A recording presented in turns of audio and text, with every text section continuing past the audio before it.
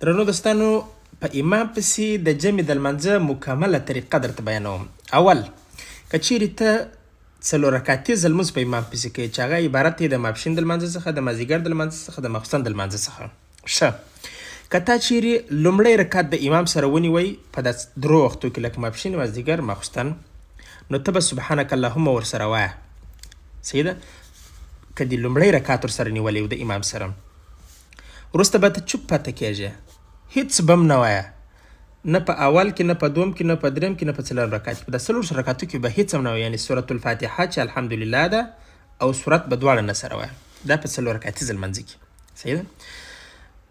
په دوهم رکعتیزه چې هغه فقط د سهار لمونځ دی، په هغه کې که چیرې تا اول رکعت ورسره نیولی و، همداسې دی لکه د ماپښین، مازدیګر او ماخوستن لمونځ، یعنې سبحانه به ورسره وایه.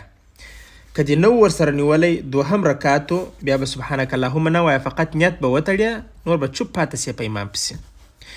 دریم، دا فقط د ماښام لمونځ دی چې درې رکعتیز لمونځ دی. که دې اول رکعت د امام سره ونیوی، سبحانه به وایه، که دې ونه نیوی بیا سبحانک اللهم ته نسې ویلی. راسم اوس یو اساسي مسلې ته غواړم چې تاسو پام ورته راوړم، تاسو زده کړئ. که چیرې ستاسو یو رکعت تیرو، درې رکعت د امام سره ونیولل، د سلام وروسته به ته ولاړ سې، یو رکعت به ډک وکړې. صحیح ده؟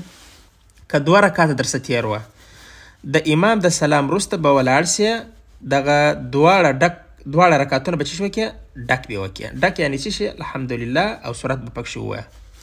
که درې رکعته درڅه تیر وه، دا مسله یو څه حساسه ده، نو تا د امام سره یو رکعت نیولی دی، په دې صورت کې به ته چې امام سلام وګرځوئ، تا د امام سره یو رکعت نیولی دی، ته به ولاړ سې، یو رکعت ډک به وکړې، بیا به کښېنې، بیا به بل دریم رکعت وکړې، دا به هم ډک وکړې، بیا به څلرم رکعت پسې تش وکړې. دا به ستا لمونځ صحیح سي د ماپښین، مازدیګر، ماخوستن.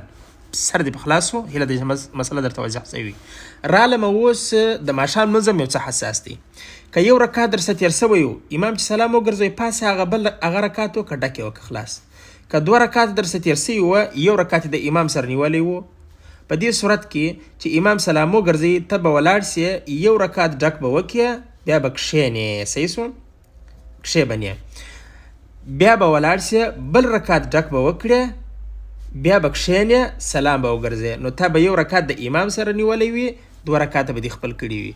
که دې دوه د امام سره ونیولل، نو خو یو ډک درڅه تېر سوی دی، امام چې سلام وګرځوي، ته به پاسې هغه یو ډک رکعت به وکړې، ستا لمونځ به صحیح سوی انشاءالله.